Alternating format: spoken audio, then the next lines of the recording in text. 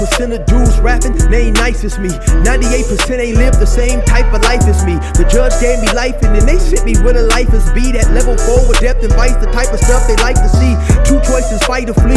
I refuse to die a chump. I never been a mark, but damn, it's scary when that riot jump. I seen dudes cry, get pumped, and some sexually brutalized. Knew a dude who lost his life and he was only doing 5 year-long racial fights when homie all you do is ride. Lonely days and nights up in a hole causing suicide. From the moment you arrive, you see the Mexican mafia, AB skinheads with big giant swastikas, pro-black philosophers, the BGF, the Kumi, and Muslims who will murk you from the nation to the Sunni. That MS was loony, quick to ride up on they rival. Even Christians went to church, hide knives up in a Bible. Political and tribal, the Crips and Damus, the Long Beach, the Hubs and the Dubs and the Grooves, the IE, the Bakersfield, the Dago Pyrus, the hustlers quick to roll, the gangsters gon' move, whatever click you choose. Hey, what's cracking, YouTube? It's your boy 16 to life, and I'm back like I'm on a pro violation. Yard down. You already know what time it is today, man. We got the one, we got the only, we got the original storyteller. We got Dirty Weather 916 in the house, man. This brother did 20 years straight in the California prison system himself. So, man, tell him, introduce yourself a little bit. First of all, let me say this.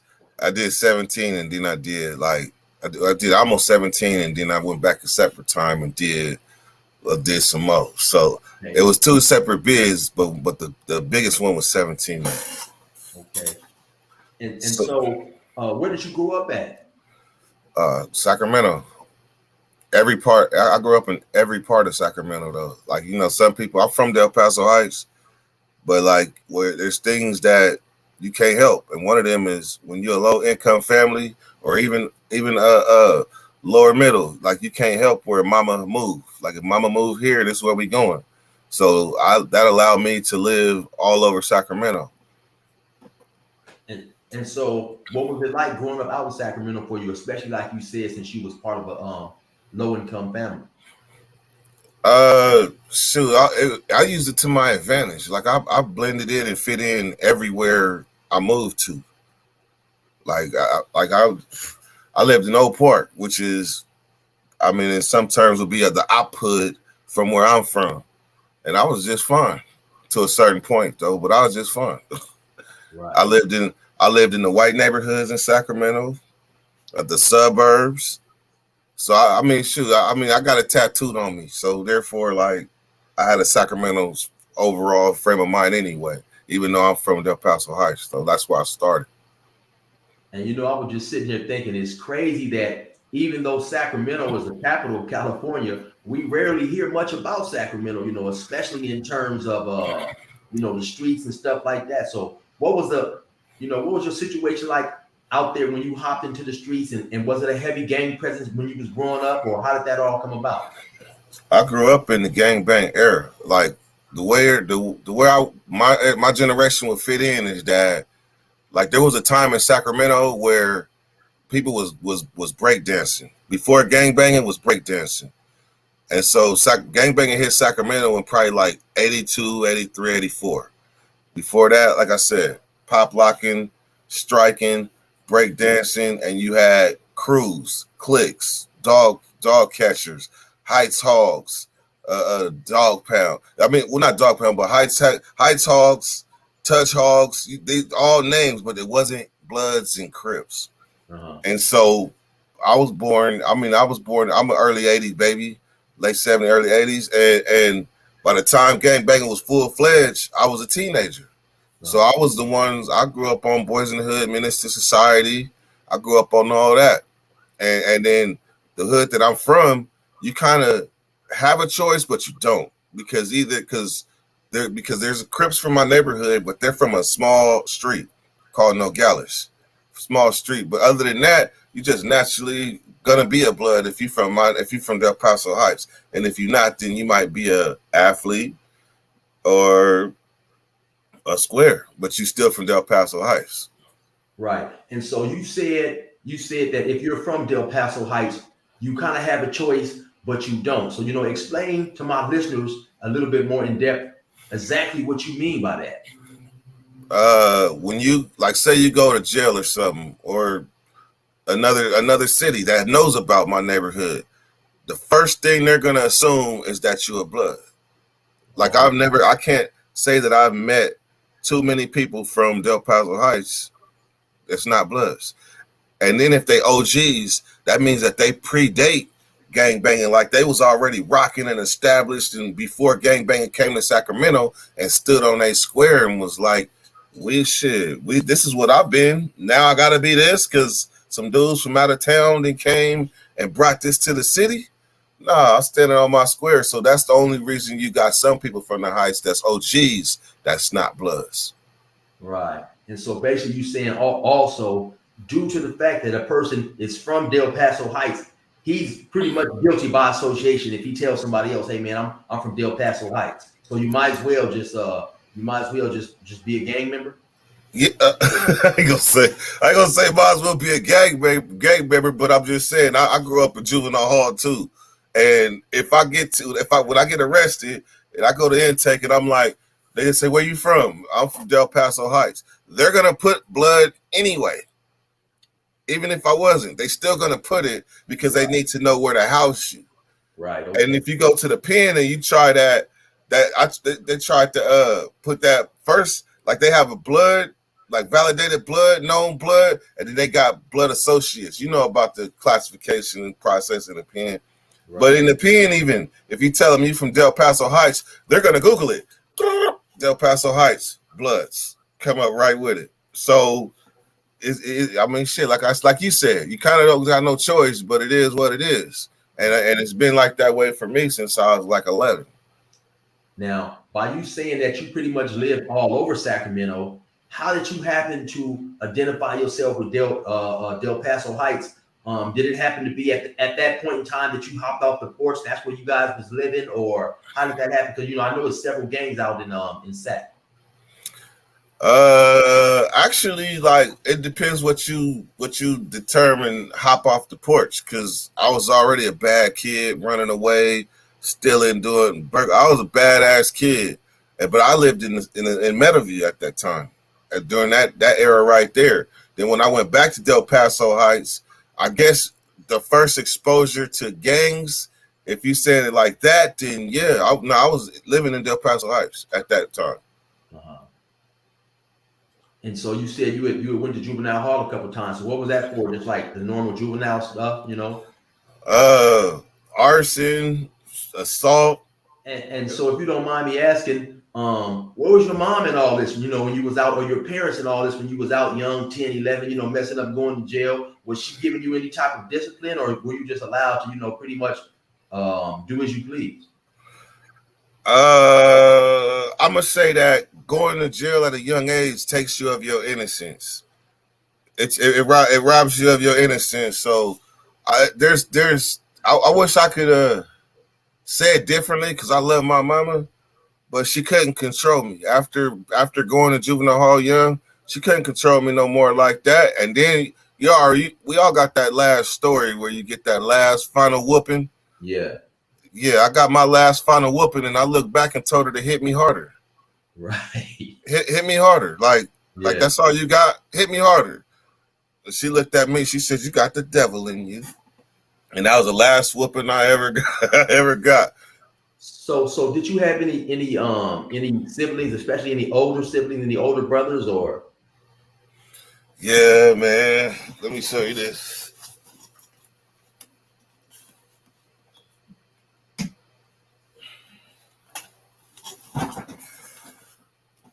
This is my only oldest sibling right here. Sister Sakina. She passed almost a year ago to the day. I mean, July 19th. I'm sorry to hear that. Yeah, man, that was my big sis. And one thing I say about like siblings and stuff, I'm gonna tell y'all a sad story that I have never shared with nobody, and this is sad. Like I got two sisters, right? Uh-huh. One older, one younger. We all got the same dad. They had talked early in life, and then all of a sudden they just stopped talking to each other. It didn't even make no sense why they stopped talking to each other. Something stupid. Years go by. They live next door to each other in the next door complexes. And I used to tell them, y'all need to talk. Y'all, man, whatever it is, just get over it. Cause I need my sisters and everybody together. Man, they stood on their square. And I fought all the way to the end to get them to talk. But they stood on their square. And my big sis passed. Never with no closure, nothing. And I'm sitting there packing up my big sis stuff out of her apartment, looking over at my little sister apartment like this made no sense. Wow. This hurts. So that's what I'm big on, man. Love your family while you here. I mean, while you here too, but while they here, love your family, man. And if you see men's that you can, things that you can mend them things while you here, because once they gone, that's final. And so let me ask you this: Did little sis come to the funeral? Nah. Nah. It's some people just they stuck in their ways and they stand on it. Like family ties is a personal, sensitive subject for a lot of people. But man, some people just stubborn. Like they just will not let small stuff go. And so she continued to hold her grudge even after the passing of her older sister. Huh? Oh, it ain't even just her. It's the older sister held the grudge too. Right. But so it was mutual. Yeah, it was a mutual grudge. But I'm saying once the older sister passed, the little sister still held on her grudge by refusing to even attend the funeral. Yeah, she stood on her square, man. I love my little sister too. Right. That's my little sister to the end. But as far as number of siblings, I got 2 little brothers and 1 little sister, and I'm the oldest left. How did you wind up or find yourself in the county jail facing prison time for the first time? I thought I was Dirty the Billy the Kid, and I decided I wanted to rob stuff. And one thing about robbery is it's a cold drug. And if nobody tells you about it, you adopt it as a way of life. Meaning, like, once you rob one store, you think it's easy. Oh, yeah, that was easy. Next thing you know, you're doing another, and your money get low, and you're doing another. Right.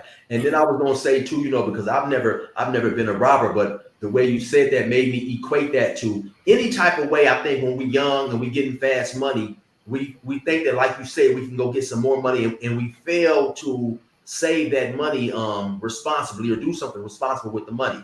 And so when the money's low, once again, we're taking another penitentiary chance. And, the police, we have to be perfect every single time. The police only have to catch us one time. And I think we realize that. And so here's the thing that, because I a lot of times when I used to speak, I used to keep it funny because I'm a jokester. I'm funny. I like to laugh. Mm-hmm. But lately, like I've been hearing my calling, and my calling is to talk to these kids, But the thing is, I felt like I wasn't perfect. Like I'm a regular competitor. Like fame is not, even though fame is not defined by how much money is in your pockets, but I always felt like a regular competitor. And so I didn't feel like nobody's hero, nobody's role model or nothing. But all I was doing was just comparing myself to other people instead of just realizing that the story is within myself. So I figured that it comes in the message and the transparency of what I talk about. That's where my gift is. Instead of worrying about, trying to be perfect, just tell your story and they'll understand and get their correlations to their life from as you just be yourself. So here's a couple of things that are jewels when it comes to being young and how you can fast forward out the door to the pen. So when I was about 13, 14, I had an older cousin, and like I knew that he was doing robberies. Like I knew it.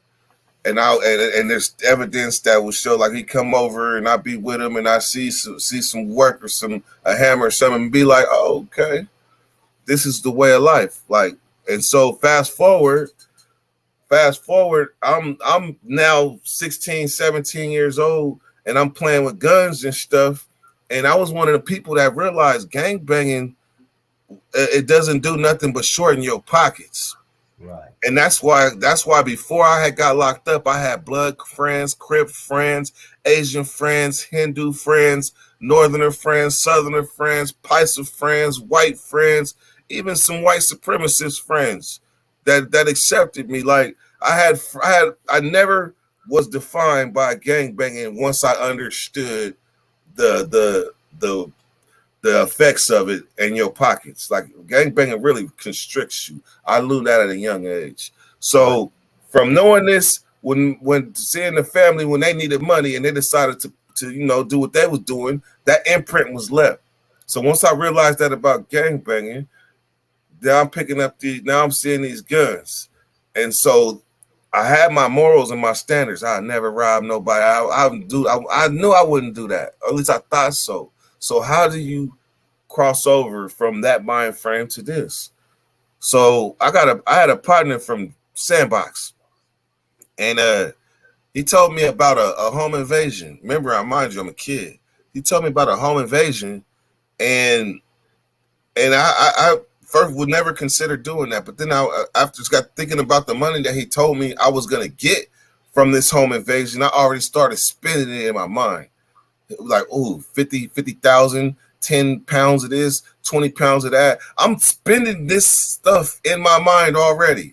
I didn't buy the car. So let me pause you real quick, right? So can you break it down a little bit more in depth of how your friend happened to persuade you with the idea of going on this home invasion? How did he present it to you? Basically he presented it to me at the right time because I needed some money. He was like, check this out.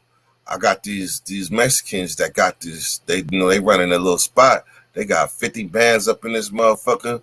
50 pounds of this, a tree. 50 pounds of this, and 50 pounds.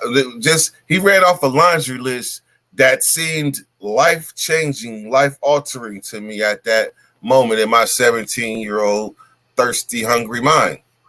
Right. And one more thing I would like to clear up, because earlier you just stated that you had friends of all nationalities, right? And sometimes people will watch my videos and they will perceive things in a certain way. So I want to ask you this here. Was you robbing those individuals? Did you not care about robbing them because they was Hispanic, or were you only influenced by the money? Could they have been of any race and you would have robbed them? I robbed Hispanics, I robbed Paisas, I robbed blacks. So it really, I robbed Asians. So it really wasn't like about the race. It was about the money. Okay. It was about the money and about my mental where the state of mind that I was in, and where how far my knowledge allowed me to see in my 17-year-old mind. Because I could promise you, at that same time, I had did a burglary and broke into a pawn shop, and I took the guns and didn't take no jewelry, like none. I didn't even think about the jewelry until damn near a year later after I'm locked up in the county jail. And so that just shows you my mind frame right there. Right. Okay. And so now back to this lick. Your homie is telling you, hey man, they got this, they got this, they got this, and it sounds amazing and life changing to your 17-year-old mind. Yes, it was like a story about candy, like your favorite candy. It melted in my mind until it took its own life, to where I'm dreaming, I'm going to sleep and waking up thinking about this lick and calling them like, what's up? What's up? What's up? You ready? What's up? And really what it is he just threw something out there to me, but my mind grabbed it and wouldn't let it go, to the point he was like, look, man, I got this, because he had just sold me a gun like 3 days prior to that. He was like, man, we can just do something else right now if you want to. We can just do something else. I'm with it, because I'm with everything now. Shit, I've been wrapped my mind around this, so I'm with anything now. Right. And so we went and did an Asian restaurant. Went through the back door and all that stuff, and I promise you, when it was all said and done, I was that exhilaration, that feeling that you get, like, oh, that adrenaline. Yeah, I didn't realize that was a drug that I would come to seek many times in the coming months after that. I definitely understand you, you know, because being out in the streets myself, like you said, some things, just the adrenaline, it was exciting, you know, just feeling the power from certain acts as I look back on it, you know, and also when I was selling drugs, you know, I didn't use drugs, but my euphoria came from seeing how many $100 bills I could stack, seeing how many thousands I could put away, then 10,000. So I definitely understand. And I just wanted to emphasize that for the people who have not necessarily been involved in criminal activity, they sometimes wonder why, you know, people like you, me, and others, we sometimes don't know when to reel ourselves in from these crimes and stuff like that. And you know what's crazy is that when I was about 14, my family, my uncle and my cousin, they seen the direction I was going. And there's probably a lot of people that have faced this in their life, but they had to go to my mother and say, look, you need to let him come with us. You need to let him come with us and hang around us so he can get a reality grasp of what's going on, because he's going that way anyway. And my mom was like, no, my baby, no, that my baby, and all that stuff. And so I stayed, you know, at home with moms. But that was a fork in the road where I could have learned some of them lessons that might have prevented me from going down that road right then and there. By facing me, like putting me face first in the music and letting me hear it. And so then I can come out with my own interpretation of what I felt the game was about and push off, instead of having fragments and making decisions as a fragmented minded team. Eventually, you find yourself in the county jail, headed to prison. What type of time were you facing? I was facing 42 years. Uh, 42 years, man. And you can probably attest to this. What year did you go to jail? I went to jail in 94. I hit the pen in 96. Okay, so you was in the heart of this, and maybe I might bring light to this for the viewers that don't know about this time in prison that you was going through, or this era, how significant it was. I personally call them Pete's kids, everybody that got locked up during Pete Wilson's tenure, because you know, like I know, they were making examples out of youngsters. Most definitely. They were making examples. They took poly classes. The crime, what happened to her, rest her soul, and they beat us over the head with us. All of us that even thought we was criminal minded was affected by what happened to poly class. Right. So if you can chill, can you talk about that? Well, you know, for those who don't know, Polly Class was a young, I believe she was a young child, not even a teenager. She happened to be raped and killed by a dude by the name of Richard Davis, a career criminal, and because of that crime, California came up with the 3 strikes law. You know, so now anytime you had two previous violent felonies, when you was arrested for another crime, and initially I believe they wrote it up to where it was supposed to be a violent felony, but in the end it wasn't. So you could have two violent crimes, get arrested for, okay, there was a guy that stole some pizza. He got his 3rd strike stealing some pizza. There was a guy who stole some underwear. The first guy in Riverside stole some underwear and got a 25-year to life sentence behind stuff like that. And so, and also I would like to say, during that time too, Pete Wilson, even though you may have came to jail with life with the possibility of parole, he had a flat across the board policy where he wasn't allowing any lifer to be paroled, because in California, the final release of a lifer is in the hands of the governor. And so when we get to prison, like you said, with all these youngsters who have all this time, all these guys fresh into prison for this 3 strike law that has just been created. You have dudes in there with 200 years to life, 75 years to life. Those prisons were extremely hostile, violent, and volatile. And so what was it like for you when you first got to prison? They put me on the work. They put me where they put you. So you already know they put me on B yard. Worse, and at this time in '98, Salinas Valley B yard. Well, actually, Salinas Valley as a whole was one of the worst level 4s in California. And so when I get there, I was blessed because my mom's boyfriend, ex-boyfriend at the time, like he was there, my step pops, and he kind of provided a sense of security for my 18-year-old mind. But ultimately, it was me standing on my own. So I can say, looking back, being honest with myself, I had a celly. I call him emotional ass celly. He was like 26, swole, been to YA, Oak Park, 4-5, original 4-5. See, that's the thing about gangbanging in Sacramento. The original Oak Park Bloods is they 4-5-6 Pebble Beach. So that's 4-5-6 from 2 P's and a B. Like yeah. So they were claiming in Oak Park on 4th Avenue, they were claiming 4-5-6 Power Route first. Before anything. That's just some history. But so when I get there, basically I got this celly and he a bully. He a bully, but I'm young. So but he's still technically an older homie. And he doing stuff that is making me, it's retarding my growth of positivity. I'm gonna say that because within 2 weeks, I had learned how to make knives. I'm hiding knives, and then probably about a month later, I put in my first work and punched the homie up that played me out of my sugar. I know that shit sound crazy, don't it?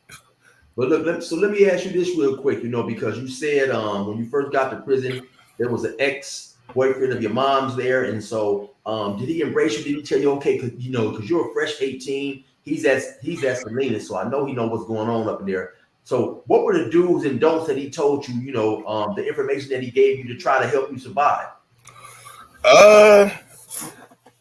It was more my celly, but I'm a more emotional celly because his emotional celly was a younger version of what to do and what not to do.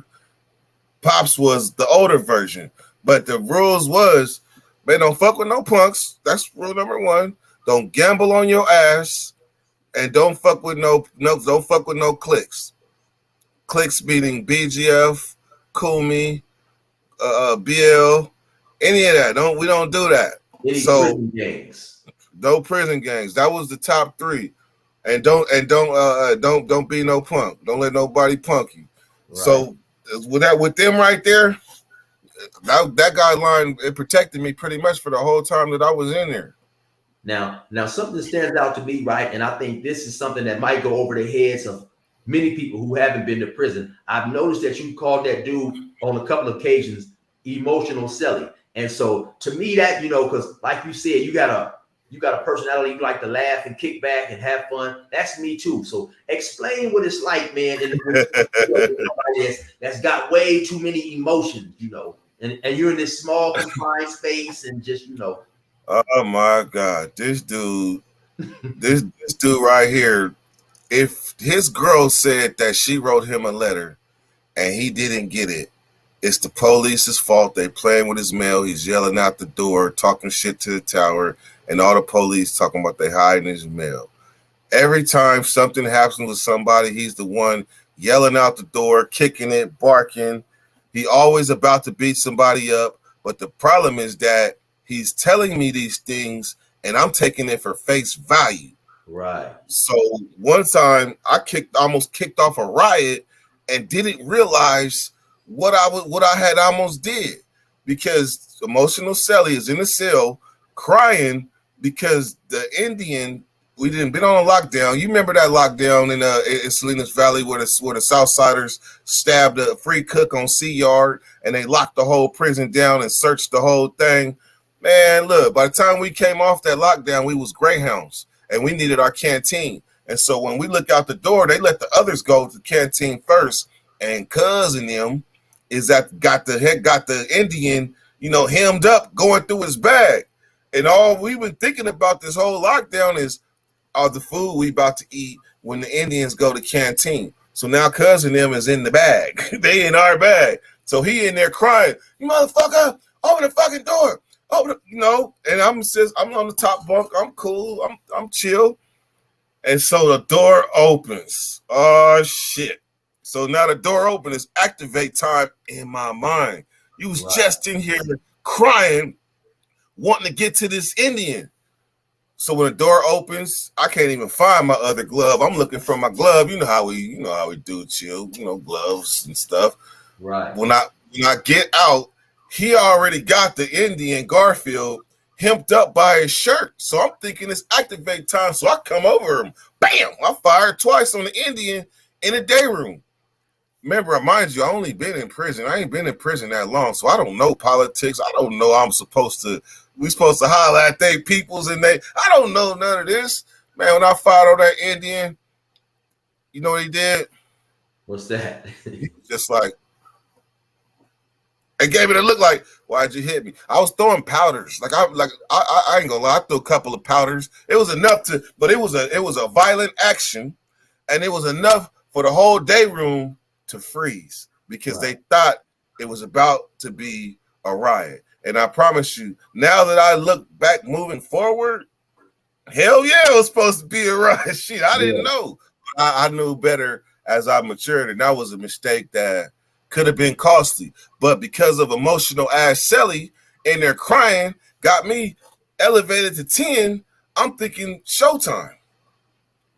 And so explain to my viewers what emotional Shelly was upset about here, because okay, you guys was on lockdown, which you're not going to the store. So earlier when he said he was Greyhounds, what he's talking about is the state barely feeds you. So without being able to go to the store and supplement your food supply, you're not living too well up in there. So had you guys sent the Indians some money to go to the store for you or something, or? Oh no, just regular jail currency. Oh, okay. And so that's emotional Shelly was upset that the Indian dude was supposed to have some canteen items for you guys or something. Everybody knows in there that the Indians get the good checks, right? And that the Indians do the most drugs, right?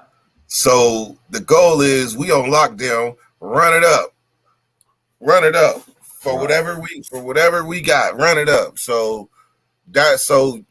I mean, shit, by the time lockdown over, they might owe you $50, $60, $70, $100. Right. And you got no soups on your shelf. And so you going to Salinas, 18 years old. What was the first incident that you can recall that happened that made you realize, okay, this prison is serious and these dudes up here ain't playing?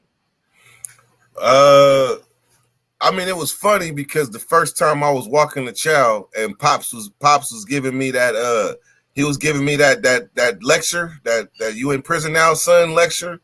Right. And as soon as I'm talking, this is the first dinner.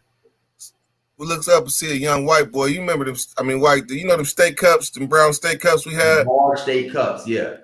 And he must have cupped the OG white dude like right in front of me. I mean, I come from a reputation where I was known as a rider and all that. So really, the cupping wasn't that serious, but it did happen right in front of me, and it did happen the first time going to chow.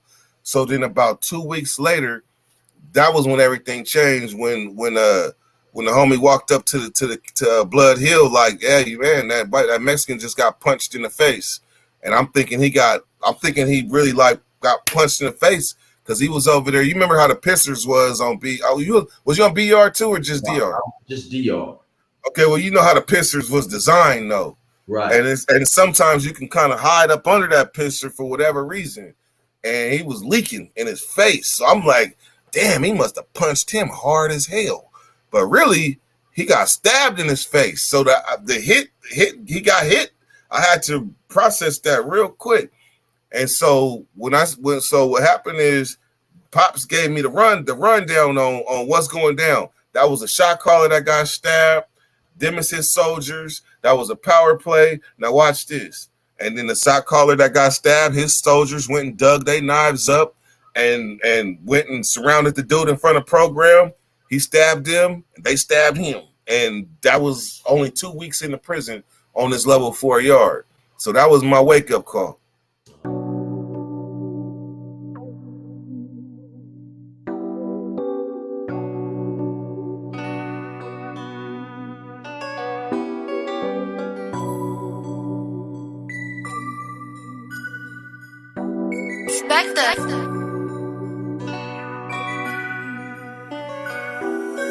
These niggas ain't who they say they is, so beware.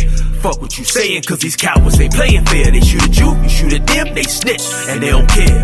Fuck gang banging, I'd rather be a square. These niggas ain't who they say they is, so beware.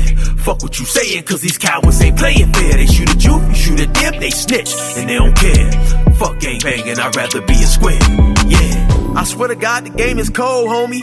Why? I popped on a pussy ass nigga after he stole on me. What happened next? That nigga came to court and told on me. Put that on something. That's on my soul, homie. Called the highway patrol on me, plus the sheriffs and cops. He told him my name was Eric and I carried the Glock. Soon as you start blowing shots, them niggas going to jail. They'll have a meeting with the cops and then you going to jail. They'll tell him about the shooting, take him, show him his well. DA trying to seal your casket, they gon' throw him the nails. They wanna put me back in the cell and have me with an L again. Same strip searches and guards reading my mail again. Had me far away in the bay, I'm talking Pelican. Eating cold ass soy burgers and warm gelatin. I'm far too intelligent to fall for that twice. Niggas yelling gang gang and ain't about that life. And they'll turn rat right in front of your face. Get you found guilty plus 100 years on the case. Your mama sitting in the courtroom with tears on her face. Her baby shackled feet, hands and waist. Goddamn. These niggas ain't who they say they is, so beware. Fuck what you saying, cause these cowards ain't playing fair. They shoot at you shoot at them, they snitch, and they don't care. Fuck gang banging, I'd rather be a square. These niggas ain't who they say they is, so beware. Fuck what you saying, cause these cowards ain't playing fair. They shoot at you shoot at them, they snitch, and they don't care. Fuck gang banging, I'd rather be a square. Yeah.